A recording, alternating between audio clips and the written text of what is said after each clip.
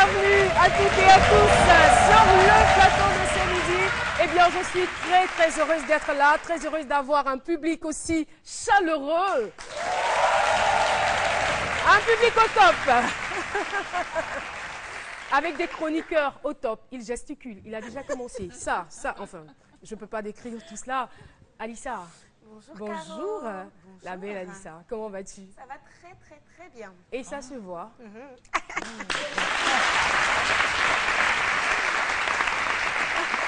Lynn Jabert. Bonjour Lynn, tu vas bien? Très bien, merci. Et on parlera aujourd'hui de beauté. De beauté, bien sûr. Comme tous les mardis. Et on vous montrera à tous ceux qui nous regardent comment appliquer son fond de teint. Ah, c'est très important. Voilà. Hein? Merci beaucoup. Lynn Jabert. Docteur Philo. Bonjour. Son fond de teint là, ça m'intéresse, c'est moi. Ah Parce que bon? moi j'ai un teint flou.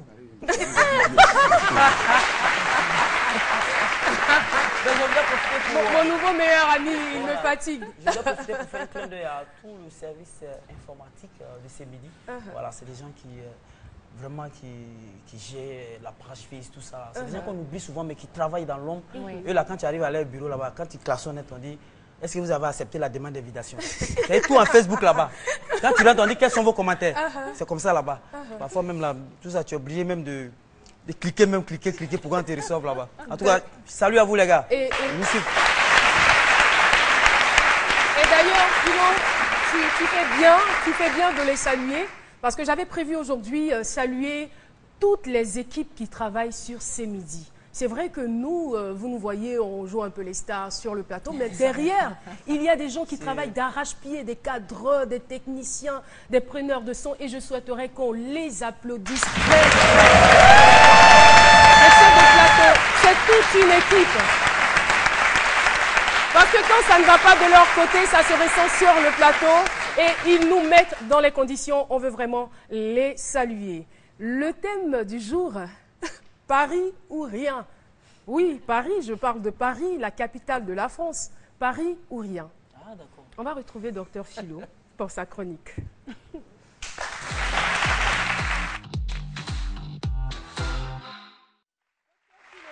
Caro. Oui, Paris ou rien. Tu vas aller à Paris, toi? Ben, c'est ton rêve? Ben, c'est pas trop mon credo. C'est pas trop mon credo. Voilà, je me sens à l'aise ici. Quand il y a ces midis, moi je suis à l'aise ici. Eh bien, je dirais que déjà depuis une décennie, que déjà les rives occidentales sont inondées de cadavres, sinon sont jonchées de cadavres des jeunes Africains, les braves valides de l'Afrique qui veulent à tout prix, coûte que coûte, aller de l'autre côté. Mais pourquoi ces braves valides veulent aller de l'autre côté? Moi, je prends l'exemple ici. Nous sommes en Côte d'Ivoire. La superficie de la Côte d'Ivoire fait 322 462 km². À moitié... Je ne veux pas t'interrompre, mais le phénomène, il dure, on va dire, plusieurs décennies. Oui. Depuis les indépendances. Donc, on dira depuis belle Bien lurette. Sûr, alors, depuis belle lurette. Depuis le temps jadis. Et donc, 322 462 km², la superficie de la Côte d'Ivoire. À moitié forestière. Tu ne peux pas faire plantation de cacao ici? Tu ne peux pas faire EVA? Même la savane, même là, on fait anacade, on fait coton.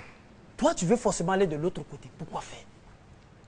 Pourquoi faire? Mais Philo, il ne faut pas décourager notre invité, parce que lui, c'est son rêve. Il a mûri depuis longtemps. Oui, il veut à tout prix partir à Paris. Oui, mais il faut le décourager. Parce que quand c'est pas bon, il faut le décourager. Mais il va falloir d'abord chercher. Parce que quand il ne va pas avoir la possibilité, là, c'est Pinas, il va prendre pour lui va traverser. Non, c'est vrai, il faut le décourager dès maintenant. Il faut lui dire que l'Eldorado se trouve ici. Ici, d'accord. Quand vous prenez, je vais rapidement partir sur ce point-là. Quand vous prenez le petit à rouge, je ne dis pas le petit Zama, l'Eldorado là, on dit que c'est un pays chimérique où l'on s'enrichit facilement. Et donc les jeunes Africains veulent s'abonner à la facilité. Moi je dis non, l'Eldorado c'est ici. C'est ça. Alors. Mais attends, j'avais dit que Philo c'était un intellectuel. Ah oui, mais ne me croyais pas. Il est étudiant. Tu as une licence, non? J'ai une licence. J'ai une licence en histoire-géographie et donc je dirais que la Côte d'Ivoire est un pays désenclavé avec une large ouverture maritime, il peut même faire la pêche. La pirogue ici. Merci beaucoup, docteur Philo. Eh bien, nous avons promené notre micro. La question, c'est que pensez-vous des personnes qui veulent coûte que coûte aller en France? On regarde et on se retrouve.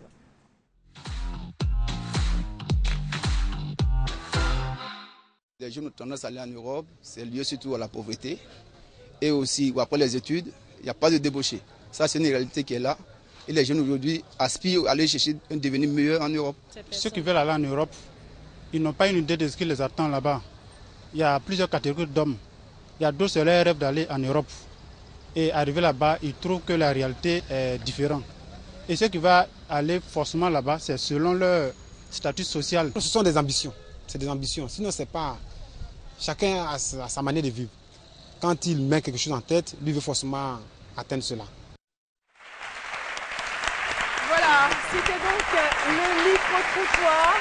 Je rappelle le thème Paris ou rien. Et notre invité témoin, Monsieur Daplé Cédric, que je vous demande de recevoir. Daplé Junior, Cédric, bonjour. Vous allez bien? Ça ne vous rappelle pas un peu Paris, le plateau ce midi-là? Enfin, bon, vous avez déjà fait Paris? Non, pas encore. Bon, la question c'est donc, ça ne vous fait pas penser un peu à la France? Les grands plateaux. Les grands cafés de Paris, je peux dire, en fait, on s'habitue, on essaie de prendre des points. On essaie de prendre des points, d'accord. Alors, moi, la question que j'ai envie de vous poser tout de suite, c'est de savoir pourquoi vous voulez coûte que coûte aller à Paris. Merci bien. En fait, moi, directement, je me suis mis en tête que c'est là-bas que je vois ma vie. Ah. Non, Philo, tu t'es calme. C'est là-bas que je vois ma vie et puis c'est mon ambition. Et je vois ma vie là-bas, en fait. C'est votre vie. Tranquille. Et c'est votre ambition. Tranquille. On ne peut pas vous retirer cette ambition de la tête. D'accord. Alors, on part pour l'autopromo. On vous retrouve dans quelques instants.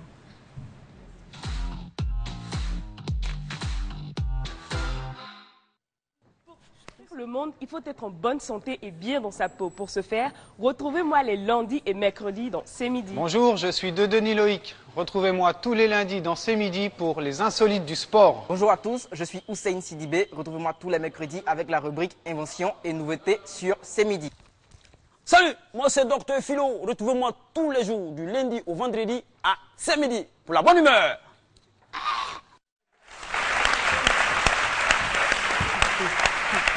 Ça, c'est seulement l'autopromo. L'autopromo de Docteur Philo. Mais comment tu fais? Ça passe quoi? D'accord, je rappelle donc le thème de ce jour, Paris ou rien. Et Monsieur Daplé et Cédric est sur notre plateau. Ça nous fait penser à Daplé Stone. Hein. C'est mon père. Ah, c'est votre père. Vraiment, on va dire Yako, condoléances, beaucoup de courage. Je sais que vous êtes courageux, c'est pourquoi vous êtes sur ce plateau malgré le deuil. Et merci surtout d'avoir répondu à notre invitation. Alors, on revient à la question, c'est votre ambition. Vous voulez absolument aller à Paris. Cette ambition est née à partir, on va dire, de quand, de quelle date, de quelle période de votre vie ou de quelles circonstances? C'est à partir de quand j'avais l'âge de 12 ans. De 12 ans? Oui. J'ai forgé ça dans ma tête. Il y a eu un déclic, certainement. Oui, il y a eu un déclic. Qu'est-ce qui a provoqué ce déclic? En fait, plusieurs fois, on a tenté, mais ça n'a pas pris. Hein. On essaie de faire avec. Il faut toujours garder soi. Mais je veux dire, à partir de 12 ans, vous êtes encore un adolescent. Certainement que vous avez vu quelque chose qui vous a amené à dire « il faut que moi je parte à Paris ». Oui, en fait, quand tu vois tes vieux pères qui quittent à Paris, qui viennent, d'abord, ils tapent à l'œil. Et puis de deux, excusez-moi de mon jargon, hein, de deux, les brises sont fins. T'as parlé, les brises sont fins, on a pris le poids.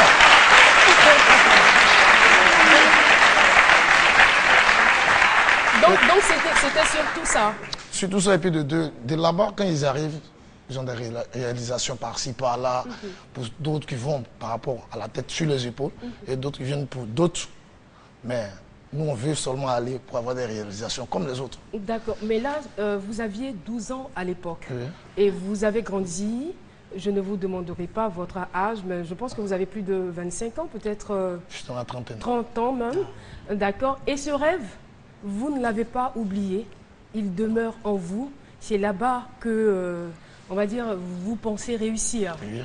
Mais en grandissant, vous avez quand même entendu parler de tout ce qu'il y a comme difficulté là-bas. Je parcourais. Le froid, Oui, on va dire la solitude, toutes sortes de difficultés, même le chômage. Oui. On a des chiffres. Oui. Voilà, donc le chômage est encore crucial là-bas. Oui, ça c'est vrai. Et tout cela, vous regardez ces réalités. Et puis on peut vous rapatrier d'un moment à l'autre. On n'a pas dit non. Et vous vous entêtez quand même. Quel que soit coûte que coûte, moi dans ma tête, c'est arriver, l'essentiel. D'accord. Je veux vous faire écouter une chanson. Je ne sais pas si ça va remettre les idées en place. Bon, c'est votre ambition hein, de toutes les façons, même si je ne la partage pas forcément. La réalisation. Ouais, c'est un choc. On dit bien qu'il est dur. En fait, Paris est dur comme caillou. c'est vrai, c'est dur. Vous avez entendu cette chanson? Oui, ça s'est sorti en 93, hein, je crois bien. En 93. Petit jeu de l'enfant sur eux. Ça n'a pas suffi Non, non, pour non. vous décourager? Non, non, non. Non, hein. En fait, moi je me dis, quelque sorte, quand tu n'es garçon, tu es là pour affronter. Quel que soit comment, tôt ou tard, pour toi sort. Il faut toujours affronter. Tu te mets en tête que tu arrives, c'est dur, mais tôt ou tard ça va sortir. Mais tu sais le coup. D'accord, je vais passer tout à l'heure la parole. Mais ce que je veux savoir, est-ce que quand vous allez de temps en temps à l'aéroport? C'est là-bas même quand tu arrives. Vous dormez là? Non, tu es malade même. Là-bas même.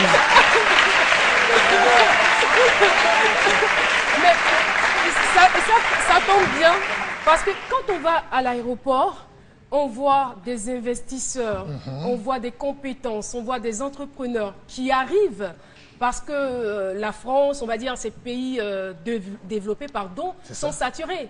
Donc ils viennent chercher l'Eldorado ici, en quelque sorte. Bon, en fait, c'est vrai. Ça ne vous dit rien? En fait, eux, quand ils disent qu'ils viennent chercher l'Eldorado ici, c'est que chacun d'entre nous est dans son pays. Hein. Donc, ils savent pourquoi ils viennent. Donc, ils ont fini de prendre tout ce qu'ils veulent là-bas et ils viennent. Nous, le peuple, on va aller aussi pour voir. Mais qu'est-ce que vous allez chercher là-bas que vous n'avez pas ici? Bon, là-bas, au fait, je me dis, comme c'est le pays le plus développé par rapport à la Côte d'Ivoire d'abord, ici est très difficile. Là-bas, surtout, tu peux avoir plusieurs opportunités. Même si, comme il le dit, le confrère dit qu'on peut me rapatrier demain. L'essentiel, quand tu arrives, tu sais comment tu fais, hein? Et puis on te rapatrie.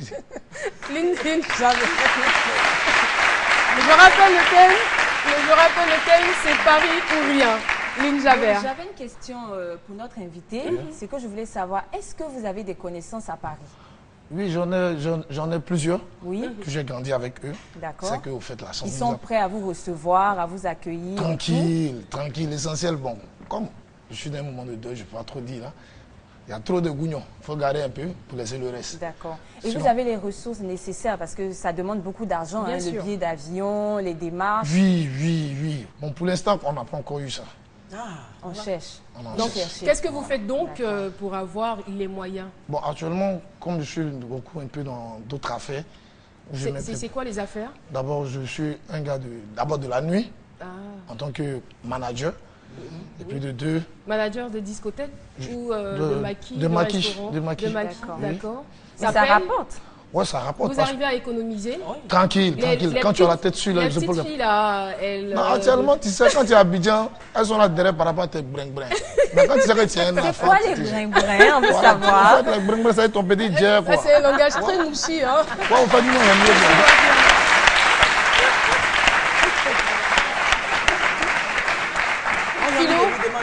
Philo, parce que oui, c'est depuis la base, vous avez dit depuis l'âge de 12 ans. De 12 ans. Moi, je ne sais pas vous dans quelle commune vous avez grandi. Hein. Sinon, moi, je sais qu'à l'âge de 12 ans, moi, quand je regardais la télévision, il y avait Pays Profond, là, on faisait ping ping. Il y avait la phrase à la fin, là, on dit le succès de ce pays repose sur l'agriculture. On n'a pas dit le succès de ce pays repose sur l'Hexagone. Pourquoi aller forcément à l'Hexagone? Pourquoi? Regardez comment vous êtes beau. Vous allez laisser, ouais, vous êtes mignon. Vous allez laisser, regardez comment il en forme. Foutou sauce graine d'ici là. Tu vas laisser ça, c'est shampoing de perruque au raisin assoiffé de rôti. Tu vas aller manger. Mon frère, reste ici avec nous. Hein? Vous allez manger des plats. Et puis là-bas, on ne partage pas son pain. Hein? Non, là-bas, chacun dans son chacun. Je connais déjà cette biographie. Chacun dans son chacun. Tu sais pourquoi tu es venu. Donc tu viens pour un but. Tu sais d'où tu viens, tu sais où tu vas. Et puis il insiste, hein. Il faut pas aller à l'aéroport. Voilà, il faut pas aller à l'aéroport. L'aéroport me dit déjà forger quelque chose dans la tête. Je refuse de accompagner qui que ce soit à l'aéroport maintenant. Parce que quand tu vas accompagner quelqu'un à l'aéroport, tu vois tous sur des stars là. Là, quand tu reviens à la maison, il y a un goubet qui te prend. Non, c'est mieux d'arrêter. Donc il y a un sursaut d'orgueil, voilà, il y a une envie d'y aller, c'est là-bas. Une fois que j'arrive, je m'en vais. Ben, nous, on ne peut que vous souhaiter bonne chance. Amen. Voilà. Merci en tout cas d'être venu sur le plateau de ce midi. Je rappelle le nom de notre invité, Monsieur Daplé Junior Cédric, qui veut aller coûte que coûte à Paris. Merci en tout cas d'être venu sur le plateau de ce midi, je le rappelle. On va lui dire au revoir avec des applaudissements. C'était sympa. Alors, à ce midi, on a les plus grosses surprises. Eh bien, cette surprise que nous allons avoir aujourd'hui, c'est une surprise de taille. Une surprise qui va certainement vous couper le souffle. Parce que nous, ici à ce midi, nous avons réussi à déplacer un chef d'État. Il est très occupé en ce moment à Daoukro. Il est très occupé dans la région du Ifou. Je crois que c'est comme ça on dit. Ifou, voilà. Mais il a tenu quand même à être sur le plateau de ce midi. Alors, on va se lever parce que c'est un chef d'État. On va lui donner tout l'honneur qui lui est dû. Mesdames et messieurs, accueillons maintenant le président Henri Konan Bédié.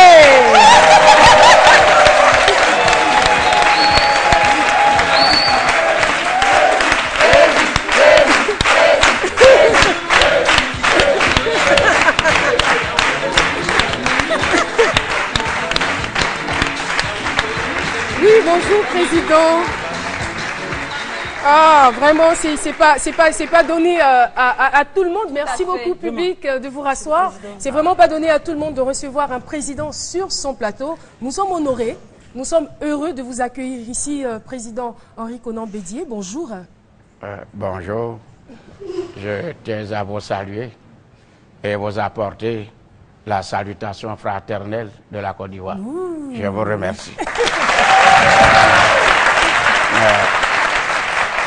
Alors, de façon exceptionnelle, vous êtes venu sur le plateau de ce midi. Amambia. Pardon? Amambia. Ah, il veut s'asseoir. Ah, d'accord. J'ai demandé si je pouvais m'asseoir. Si ce n'est pas la peine, on continue. Alors, président, en temps normal, je ne peux rien vous refuser parce que vous êtes un président, mais comme vous êtes là pour un bref passage, et je sais que vous avez beaucoup d'occupations du côté de Daoukro, puisque votre homologue est là-bas, le président Ouattara, hier. D'accord. Alors, quelles sont vos impressions par rapport à cette visite dans le IFU du chef de l'État? Je décide de ne pas m'asseoir. Parce qu'on nous a reproché dans mon parti que j'ai pris de l'âge. D'accord. Mais je tiens toujours debout, toi-même tu le vois. Je le vois, hein. C'est visible à l'œil nu. Hein. Que je vais laisser le pouvoir du PDCI à l'an 2026.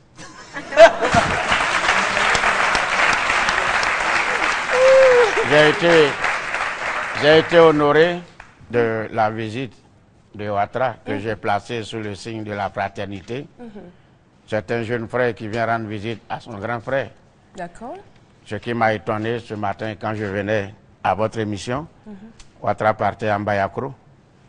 Et en partant, on m'a dit que tout le monde était sorti, même les agoutis, parce qu'on ne pouvait plus les manger. Et on m'a dit que Ouattara a tenu un discours d'apaisement, de rassemblement et d'amour. C'est ce que le père fondateur Félix Houphouët-Boigny nous a enseigné. Tous cultivons la paix et l'amour. Tout à fait. Pour que le pays avance dans l'émergence de Ouattara. Dans l'émergence. Merci beaucoup, président. Je n'ai pas assez de temps. J'ai voulu quand même laisser, mais trouvez-moi au siège du PDC-RDA pour le transport. D'accord. Je vous remercie. Hassan, chef de plateau, il faut le voir. Hein. Le chef de plateau s'est déplacé? Non, le chef de plateau, il est là. Le chef du plateau de ce midi. Le monsieur qui fait asseoir les gens? Tout à fait. Ne changez pas les noms, le plateau, c'est une commune. Mais lui, c'est pas... Merci beaucoup, Président. Je vous en prie. On applaudit très fort pour lui dire au revoir. Merci. On se retrouve à Gaoutrou. Vous avez pu le constater, Koloko Germain est donc un artiste, humoriste ivoirien, pluridisciplinaire, pluridimensionnel. Il était là hier, imitant un bébé, imitant un petit garçon. Aujourd'hui, il imite donc le chef de l'État, enfin le président Henri Konan Bédié. Merci encore à vous. Alors, nous allons maintenant partir pour une chronique très intéressante, une chronique que tout le monde attend, en particulier les jeunes filles d'Abidjan. C'est la chronique des Affaires. On retrouve tout de suite Alissa.